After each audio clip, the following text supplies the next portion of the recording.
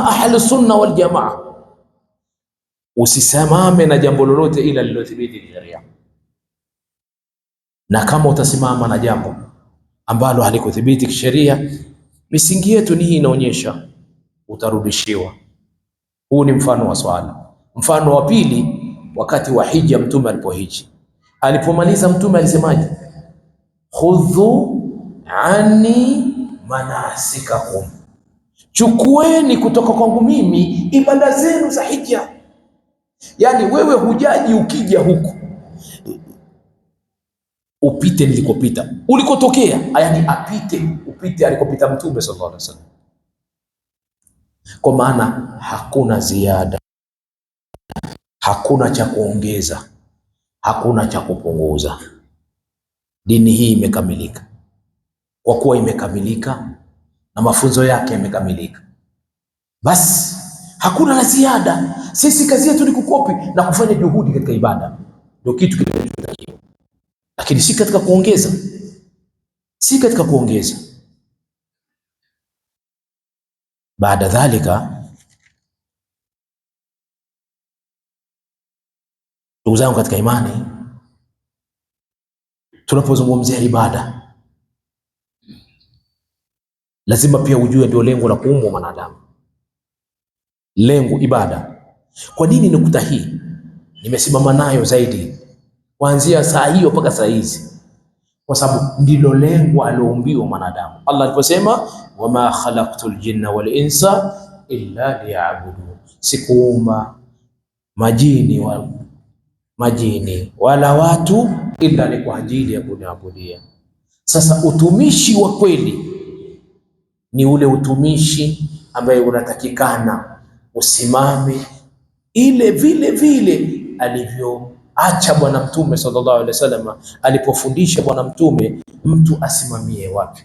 Kwa hiyo utumishi huu unatakiwa utukuke, yani ufanyike ndani ya misingi ya kisheria, usifanyike. Maana suala la ibada muhusika ni mmoja, ni Allah peke yake ndiye anaabudiwa. Lakini hapo hapo tutahadharishe kuyaleta mambo yetu na kuyaita ibada. Hakika mbele ya Allah tutakuja kuwa na wakati mgumu. Jambo ambalo si ibada wewe unaita ibada. Hakika ndugu yangu katika imani, wewe kama ahli sunna wal jamaa, jaribu kuepuka jambo hili,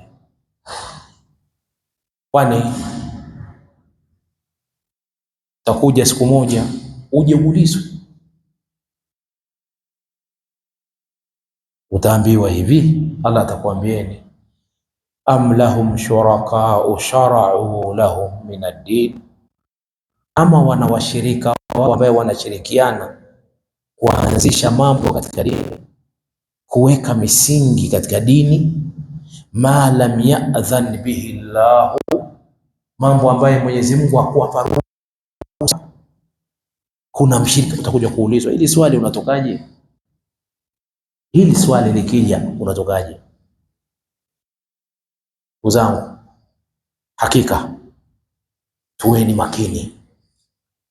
makini na tujue hii dini utaratibu wake ni ule qala Allahu wa qala Rasulullah sallallahu alaihi wasallam. Kuna jambo moja ambaye linatujemelea, mbona bwana unafanya hivi na hivi, kwani kuna ubaya gani? Sio, umeelewa? Ili jambo liepukeni, halina uzuri katika dini, kwa sababu suala kama ni kuangalia ubaya na uzuri, mbona tutakosea sana? Yani hili lina ubaya gani, hili lina uzuri gani? Tutakosea sana. Suala ni kwamba hili limethibiti au halikuthibiti. Tuko pamoja? Ya kwanza. Cha pili, ibada ing'ang'anie. Usione kuna watu wengi wanaenda kwenye jambo fulani ukahisi lile jambo ni sahihi, wakati wewe una dalili ya kwamba lile jambo sio sahihi. Usiende hivyo. Utakapokuwa una dalili ya jambo la kisheria, basi inabidi usimame pale pale na ile dalili yao. Na hata kama Allah atakuuliza siku ya Kiyama, na bila shaka watu wataulizwa katika makosa, katika ulichopatia. Allah hakuulizi ulipatia, yale uliyokosea ndio utaulizwa.